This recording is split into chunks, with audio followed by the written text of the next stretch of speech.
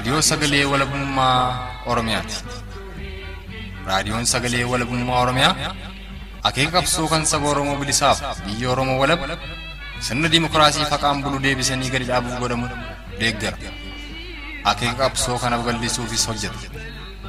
Birmadummaan Oromoo dafqa dhiigaaf lafee ilmaan Oromoon dhugooma jedhee amana. Dhaggeeffattoota isaas wareegama qaalii kanaaf kakaasuuf carraaqa. Kun raadiyoo sagalee walabummaa Oromiyaati.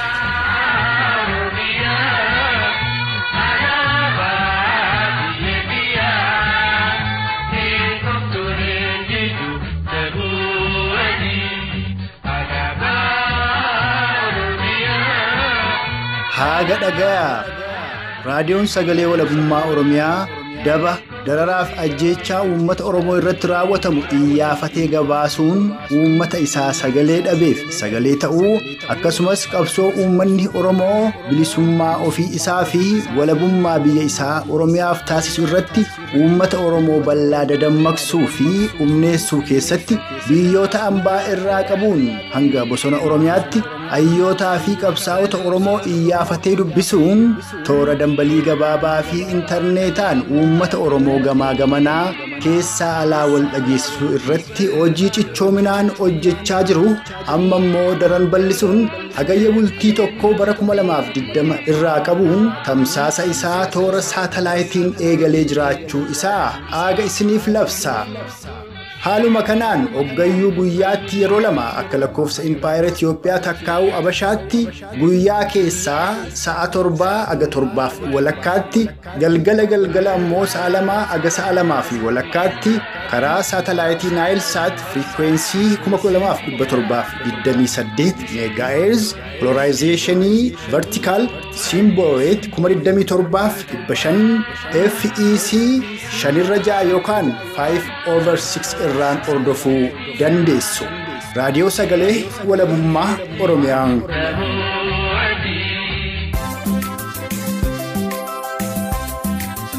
Harka fuunee hordoftoota raadiyoo sagalee walabummaa Oromiyaa jechuun kan nagaa sin gaafatu waan falmattuu lammiiti.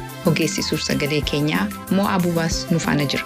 Har'a keessummoota 4 qabannee dhiyaannee jirra.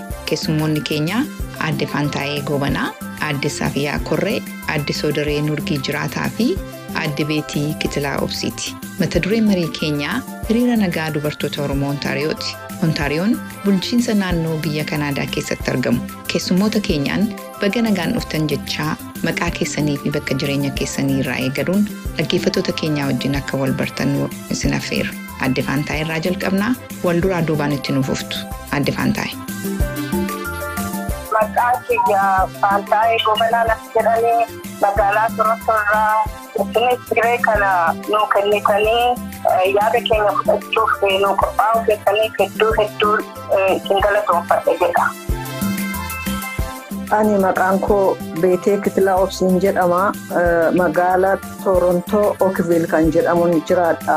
Sagantaa kana nuu qopheessitanii dhimma keenya jettanii waan nu affeertaniif baay'ee isin galateeffannaa galatoomaan jedha. Galatoomuu maqaan koo Saafiyaa Korree jedhama.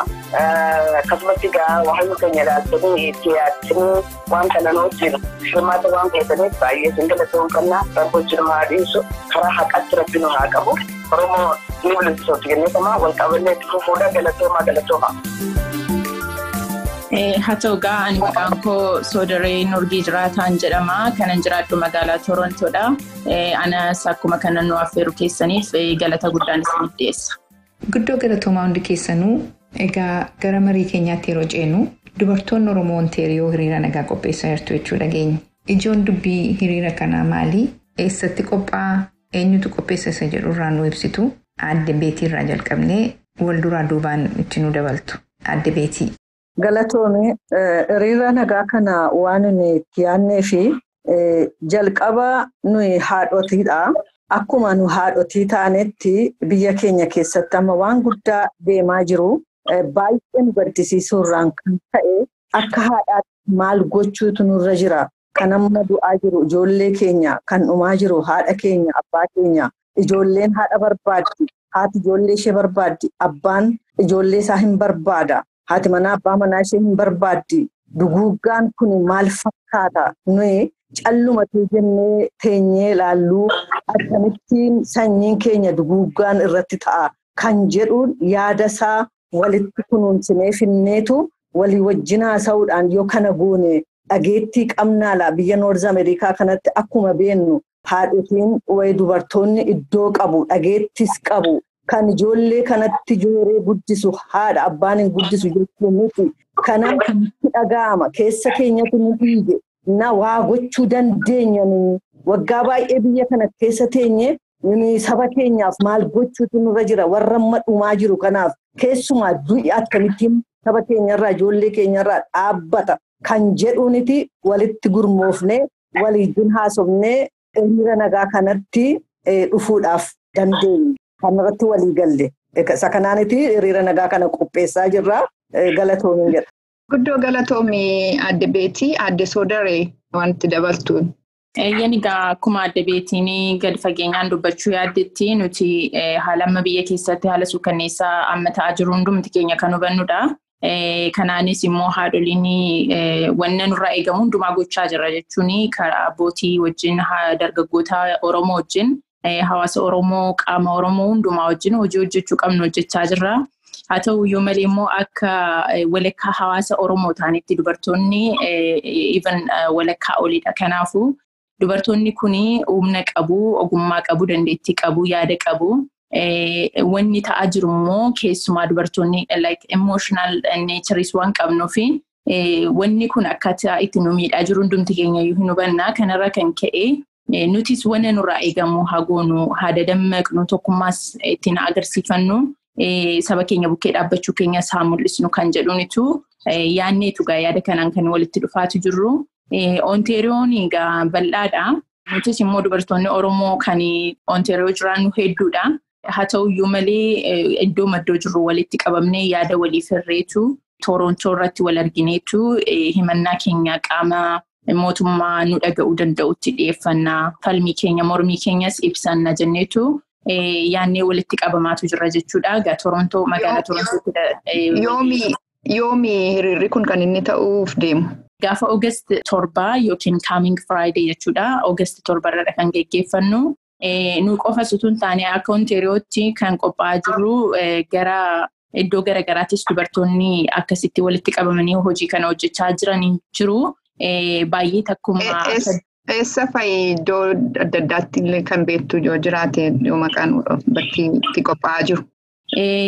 Dubartoonni Kaalgaarii qophaa'aatu jiru. Dubartoonni Edmonton qophaa'aatu jiru. Kan Minneapolis qophaa'aatu jiru USA jechuudha. Akkasumas immoo dubartoonni Germany at the same day gaafa August 7tti qophiirra jiru. Isaanii wajjinis wal qabanneetu qophii kana qopheessaa jira jechuudha. Baay'ee galatoomii egaa qophiin kun addunyaadhuma Oromoon bakka jiraatu hundumaatti dubartoonni Oromoodha quba wal qabaachuudhaan qopheessaa jirtu jechuudha bakka baay'eetti. Eeyyee. Okay.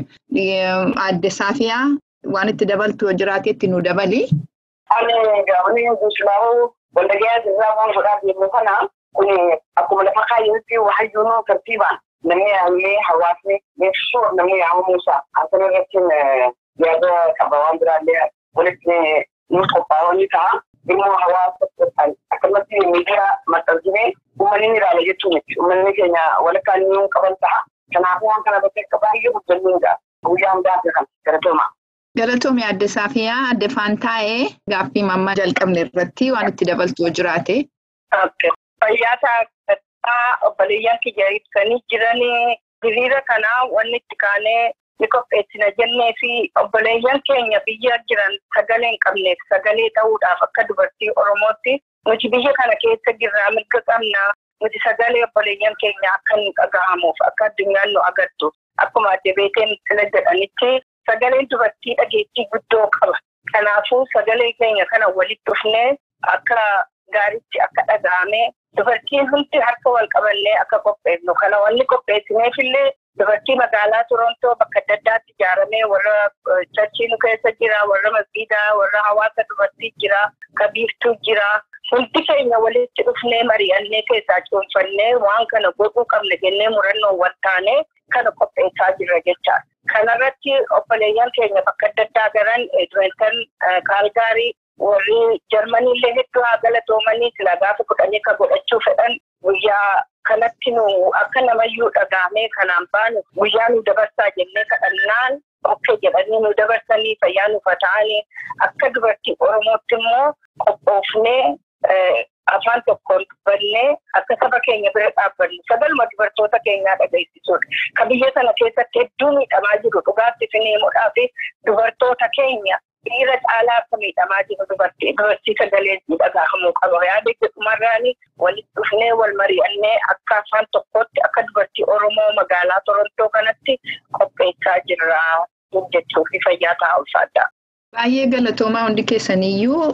Akkaataan filaayerii keessanirraa argetti mata dureen hiriira keessanii hiriira mormii mootummaa Itoophiyaa haadholii Oromoo Ontaariyoo jedha.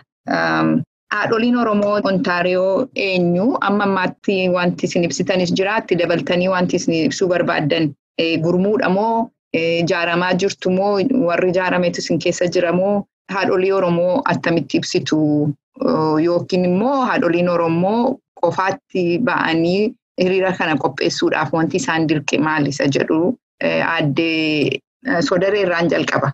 Galatoomee egaa akkuma dubbachuudhaaf dursinee yaalletti gidiraan uummata keenya irra gahaa jirutu nu kaase jechuudha. Nu butee nu kaase akkuma immoo gaaffii kee nu badheetti taanaanii qaamii walitti qababee akka kanatti akka Ontaariyootti orgaanaayizii ta'ee akka dhaabbata miti dhaabbatatu taanee dubartoonni iddoo garagaraatti walitti qabamanii jiru. Obboleettiin koo adda faantaayeen ibsuu yaalaniiru. Dubartoonni bakka amantaatti walitti qabamaniiru. Bakka afooshaan walitti qabamaniiru. Iddoo garagaraatti qaamota jiran hundumatti illee walitti qabama yookiin immoo gurmaa'ina qabu jechuudha. Haa ta'uyyuu malee akka dubartoota Oromoo Torontoo, Ontaariyoo akka Kaanaadaatti walitti qabama guddaadhaan orgaanaayizdi ta'anii jabaatanii waliin hojii namanatti hojjechaa turan hin turre. Haa ta'uyyuu malee yaadni keenya inni guddaaf inni gara fuulduraa gara sana gara tokkummaa sanaatti dhufu yommuu ta'u ammatti garuu rakkoon amma sabi keenya keessa jiru amma du'a saba keenyarra jiru inni yaadattu hundumti keessanii dubartoonni mana isaanii borootti waraana mootummaatiin ajjeefamaa jiru. Dubartoonni gudeedamaatu jiru. Wanna hedduu dhaga'aatu jirra.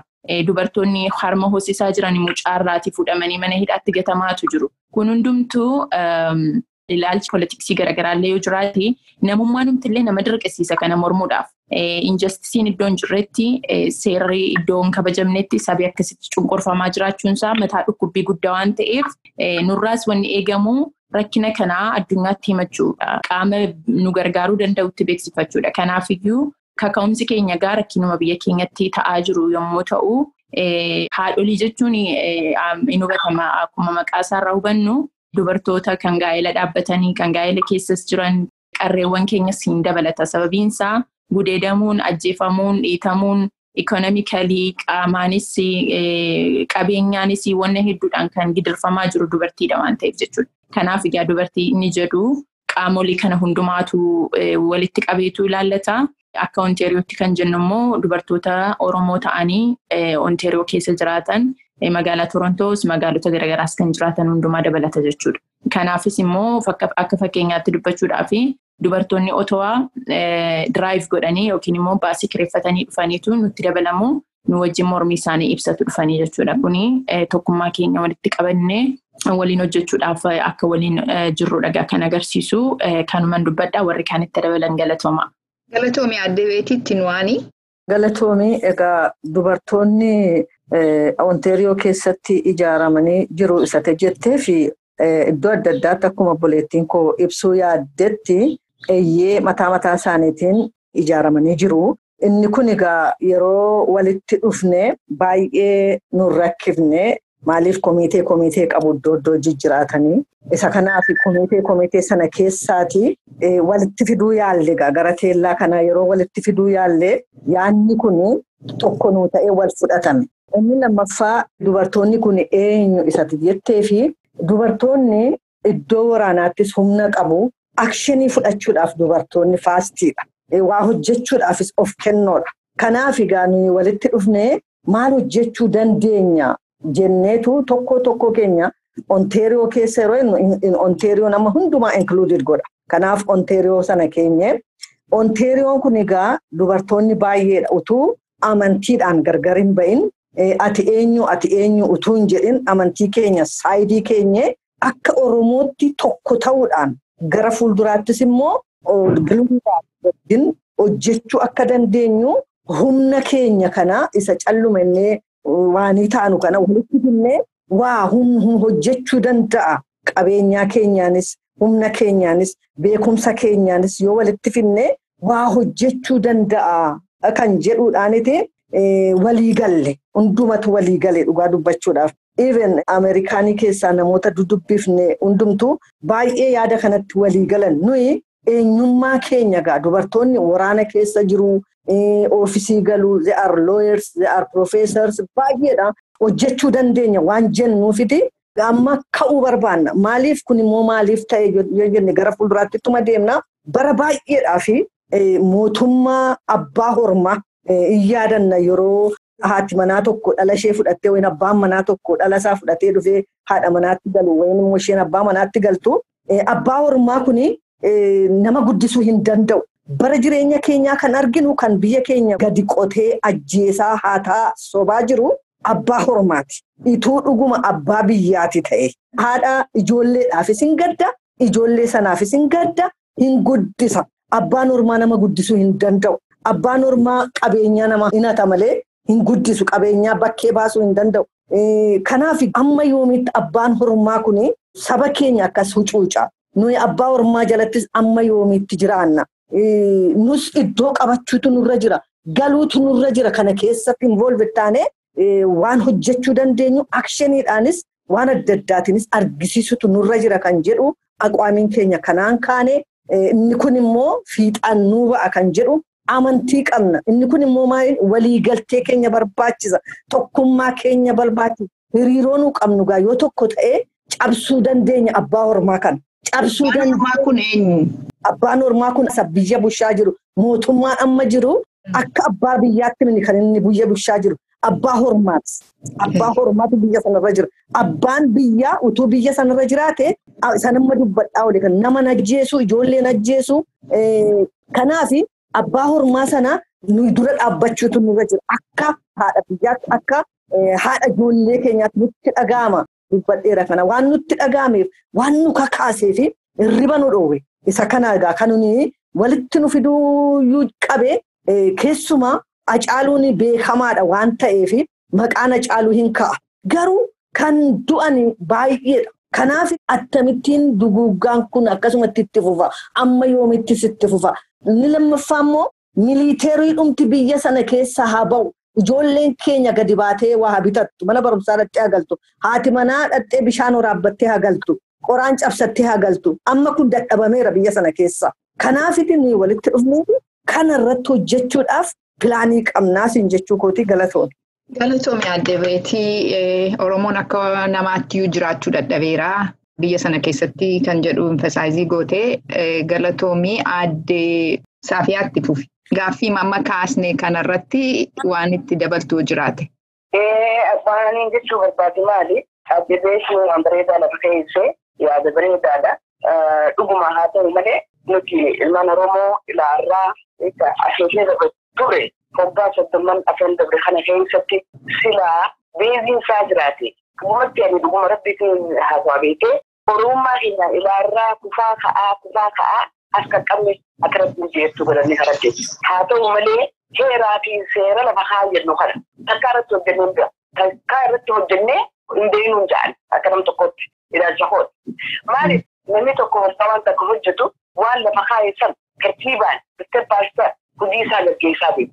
Malee silaa arra nuti from day one waan kan eegalame san heeraa fi seerarra dhaabbannee bakka isaan barbaachisutti uummata keenya hogganaatti naa dhaabbannee waan isaan barbaachisu isaanis gaafatanii akkasitti silaa lafa kaa'amee arraan tanaa as dhufe uummanni akka jiran qabne gaarbeenni abbaan garaa cufti kufanii uummata Oromoo akka jiran deeman nuna deemaa jiran makiina irratti nu hidhanii nu sorreessaa jiran.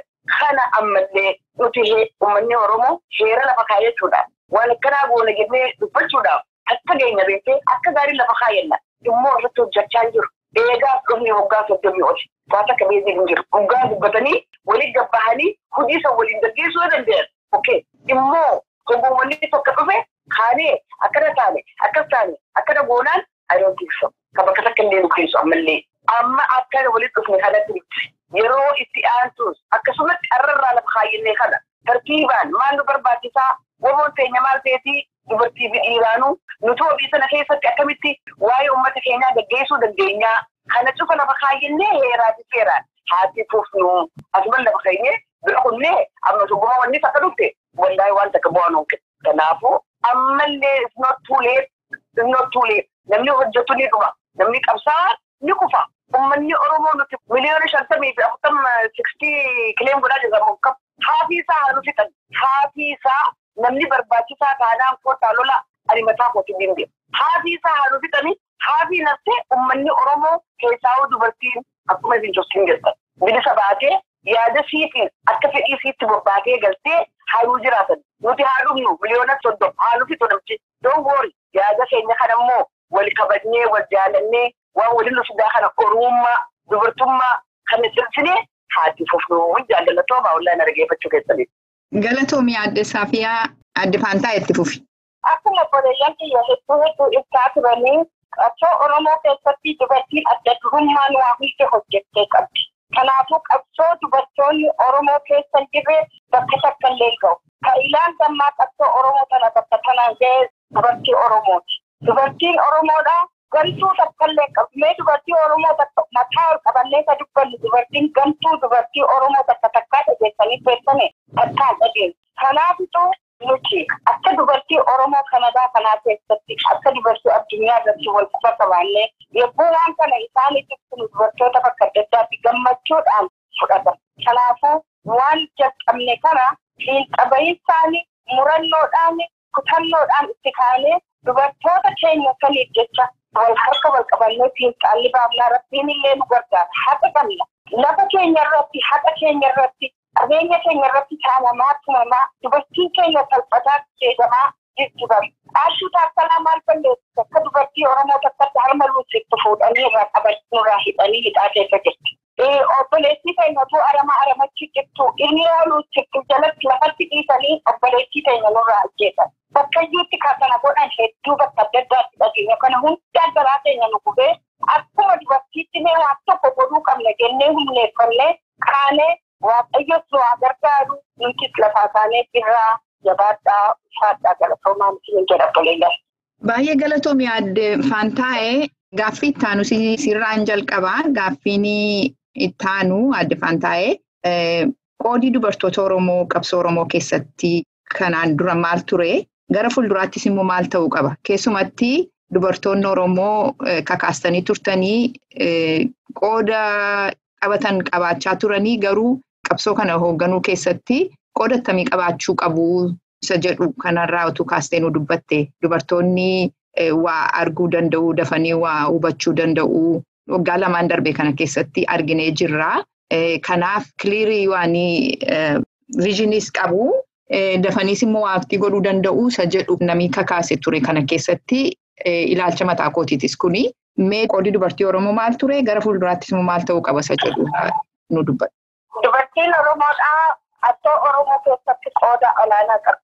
Biyya keenyatti warri qoraan keessattiitu qawwee qabatteetu qawwee naqattee namicha dhufee irraa fuudhu sana bal'amaan eeggattee walloo godhu. Galaa kennuudhaan tajaajila adda addaa godhu ergaa dabarsuudhaan akka dubartii Oromoo cimtuudhaan jirtu dhugaatti simeessuudhaaf. Dubartiin Oromoo qabsoo kana keessa bakka guddaa qabdi. Ammoo akkuma akkana qabsooftu kanatti dubartiin Oromoo hoogganummaa keessatti nama lakkoofsaa jira. Gizee hunda kun dhiira argu. Maaliif dhiira bittaa miti qabsaa'ee jiru dubartoota Oromoo irra caalaatti. Obboleeyyan dhiiraa dura dhaabbachuudhaaf utuu hin ta'in dubartiin keessaa akka mul'attu beektuu meeqa qabna doktoora qabna piroofeesara qabna dubartoota Oromooti.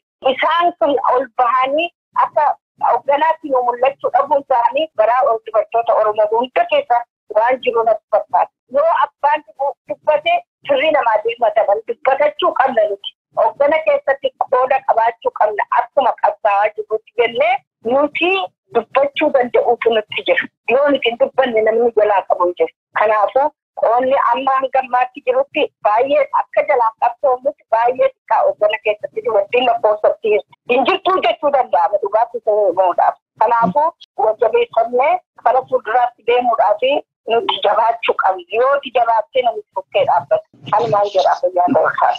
Galatoomii adde Faantaayee adde Beetii kanatti dabaluudhaani dubartoonni Oromootu qabsoo kana keessatti qooda isaanii guddaa tureera ta'eeti. Itti ba'iinsi qabsoo kanaa baay'ee wayyaa'aa ture waan jedhuun qaban ofii kootiini kan nama tokkotti isa kanas ilaalcha keessa gashuudhaani mee kanumatti dabaliitti nu ibsi.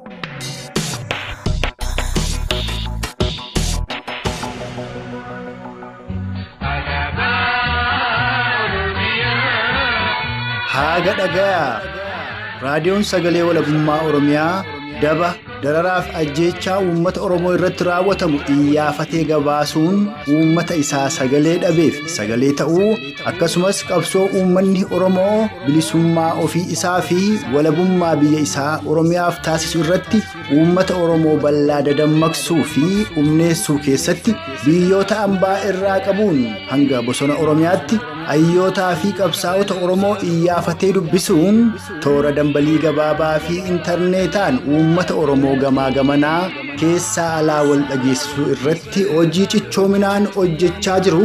Amma immoo daran bal'isuun hagayya bultii tokko bara 2020 irraa qabuun tamsaasa isaa toora saatalaayitiin eegalee jiraachuu isaa aaga isiniif labsa. Haaluma kanaan hoggayyuu guyyaatti yeroo lama akka lakkoofsa Impaayera Itiyoophiyaa takkaa'u Abashaatti guyyaa keessaa sa'a 7 aga 7 walakkaatti galgala immoo sa'a 2 aga sa'a 2 walakkaatti karaa saatalaayitii Naayilsaat firiikweensii 12728 meegaahertz polarizeeshinii vertikaal siimbol reet 27500 FEC 5/6 yookaan 5/6 irraan ordofuu dandeessu. Raadiyoo Sagalee Walabummaa Oromiyaa.